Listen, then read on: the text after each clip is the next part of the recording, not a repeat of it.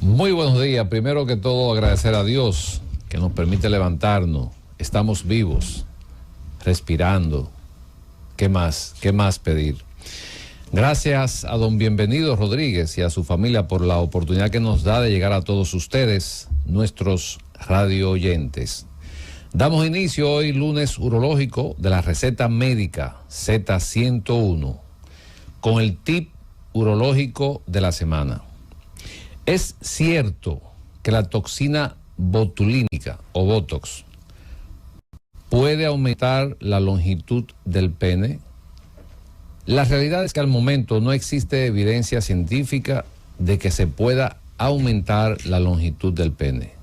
Algunos casos donde se ha usado aumenta el tamaño del pene, pero en estado de flacidez, no así en estado rígido. Pero aún no tenemos evidencia científica.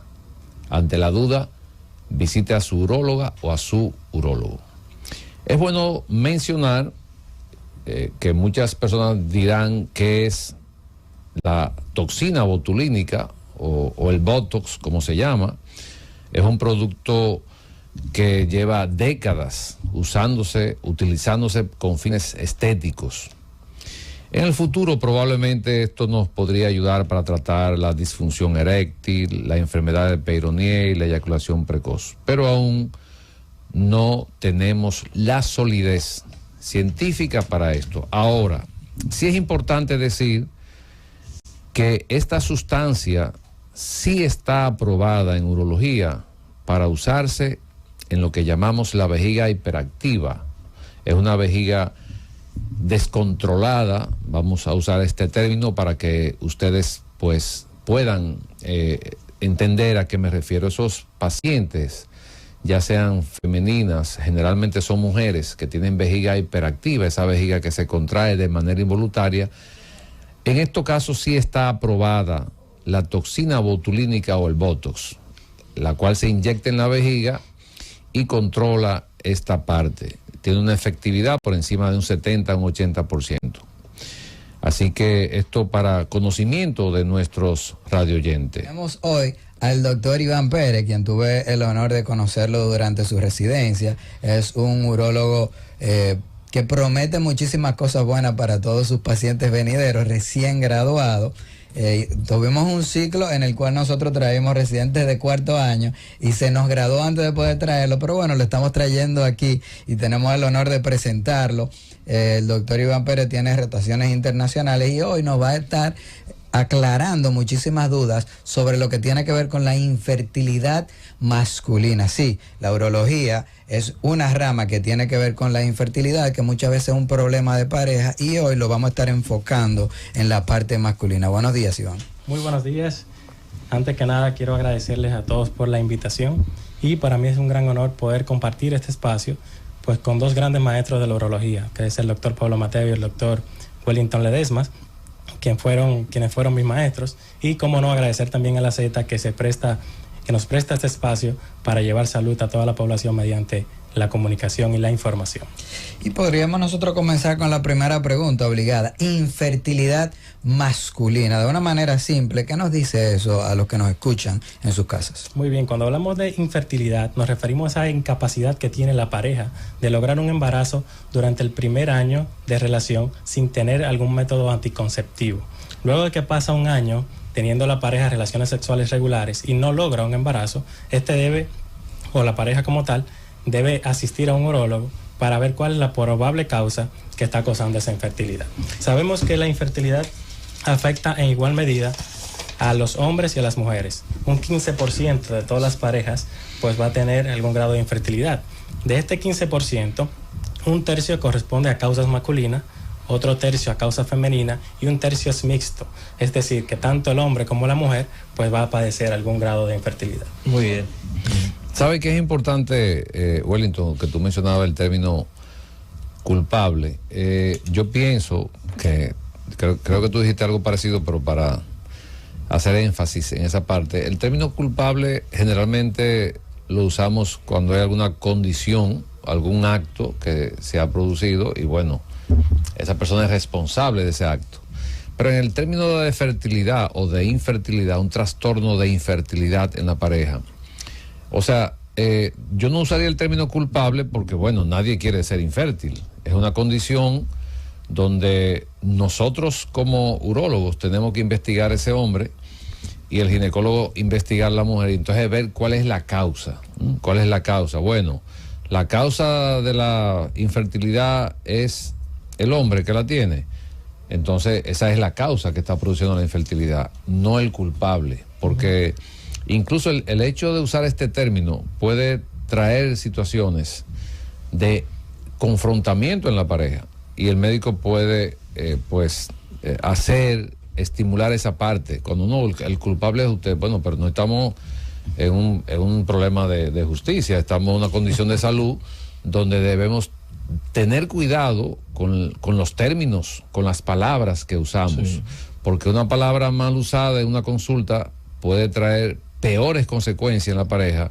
En vez de ayudar, lo que hacemos más daño. Entonces, yo pienso que esa parte tenemos que tenerla con mucha cautela, porque ya, por ejemplo, yo quise hacer el comentario porque he recibido pacientes en esa condición y lo primero que me dice la pareja, no, porque nosotros fuimos a tal sitio y me dijeron que el culpable, y yo, no, pero no es cuestión de culpable, porque es que nadie quiere tener un problema de salud.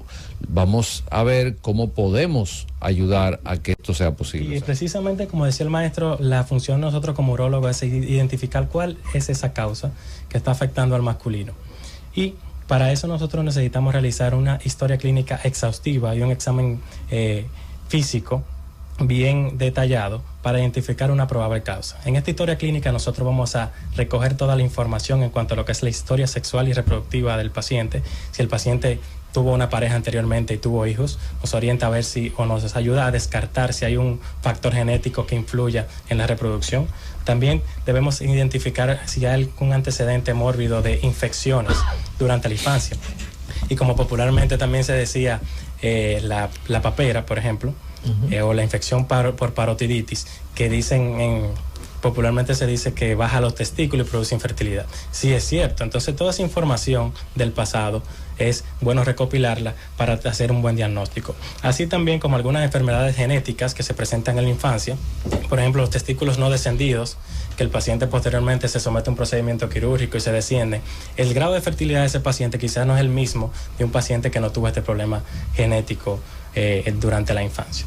Y en el examen físico, que ya unido a la historia clínica, nos va a permitir identificar el tamaño de los testículos, que nos orienta un poquito acerca de si hay algún grado de infertilidad, palpar si hay alguna masa a nivel escrotal, a nivel del testículo, y por ejemplo el varicocele se puede clínicamente palpar. Palpando el testículo se siente como una bolsa de gusano, define la literatura, y eso nos orienta un poquito al diagnóstico.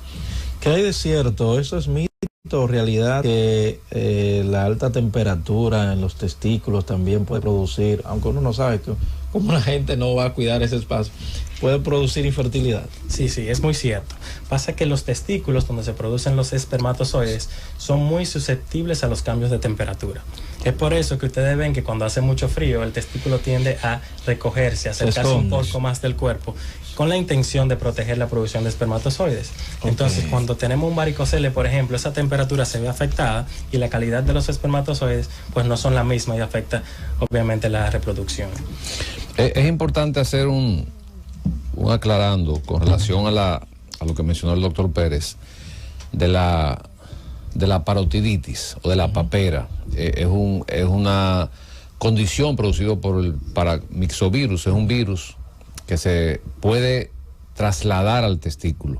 Okay. Y esto puede producir lo que se llama una orquitis urleana, es una orquitis producida por virus, lo que puede dañar, vamos a usar el término así, lo que puede dañar la producción de los espermatozoides. Y muchas veces estos pacientes que tienen paperas o parotiditis, que es la inflamación de la glándula, al producirse muchos movimientos, a veces es lo que se ha relacionado, o no tener un reposo adecuado, aunque a veces el paciente con la parotiditis puede tener reposo y puede afectarse los testículos. Entonces, esto es una causa de infertilidad en pacientes que han tenido una condición de papera o de parotiditis y ha pasado al testículo. Si afecta a los testículos, puede afectar la fertilidad del paciente. Sí, así es. Adelante. Disculpe. Anteriormente era más frecuente, porque no se tenía tanto conocimiento acerca de las vacunas, pero ya cada vez más va disminuyendo la incidencia de esta patología. Sin embargo, así como se presenta en niños, también se puede presentar en adultos. Sí. Y es bueno que la población sepa que muchos pacientes que probablemente tuvieron hijos y quieren tener otros hijos, que le dio COVID y le ha dado COVID a lo mejor 2 o 3 veces, pueden tener problemas de infertilidad. De hecho, yo le iba a preguntar al doctor de un paciente que tuvo 2 hijos y ahora el paciente tiene azospermia. Azospermia quiere decir que no hay presencia de espermatozoides. Entonces, es un poquito chocante para el paciente porque él dice, bueno, pero yo tuve 2 hijos y ahora yo no tengo espermatozoides. Pero es un paciente que tuvo COVID, le dio COVID 2 veces. Yo estoy viendo el estudio ahora que salió hace un par de semanas. Entonces, probablemente estemos frente a una situación con pacientes con trastorno de la fertilidad que haya sido afectado por el virus del COVID. Así es, doctor. En esos pacientes que tienen azospermia es muy importante visualizar lo que es la vía espermática, por donde viajan esos espermatozoides, saber si hay algún tipo de obstrucción o algún cambio que se haya producido en esa vía, que diera paso a que no se transiten los espermatozoides de manera regular. Igualmente, como usted bien menciona, el COVID es una causa importante de infertilidad que estamos viendo. No sabemos totalmente la causa, sin embargo, sí sabemos que muchos pacientes post-COVID pues han tenido cierto grado de infertilidad. O sea, no sabemos el mecanismo por el cual el virus del COVID produce esto, pero sí sabemos que es el virus. Yo asumo de manera, vamos a decir, atrevida, que así mismo como estábamos mencionando cómo afecta el virus de la parotiditis a la producción, asumo que el virus usa el mismo mecanismo por el cual trastorna tanto la concentración, la calidad y el movimiento de los espermatozoides. O sea, pero que esto es importante que nuestros radioyentes tengan la información, porque probablemente ese hombre que tuvo hijos antes de la pandemia y ahora no puede procrear su segundo o su tercer hijo, a lo mejor esté frente a una condición donde haya sido afectada por el COVID. Doctor Pablo, llegamos al final del espacio. Agradecer a Dios, como siempre, por permitirnos concluir nuestro lunes urológico de la receta médica Z101. Nos vemos el próximo lunes, Dios mediante. Doctor Wellings, llévatelo, Cundo. De aquí voy para la baña, buscar el dinero, y ahí paso al banco.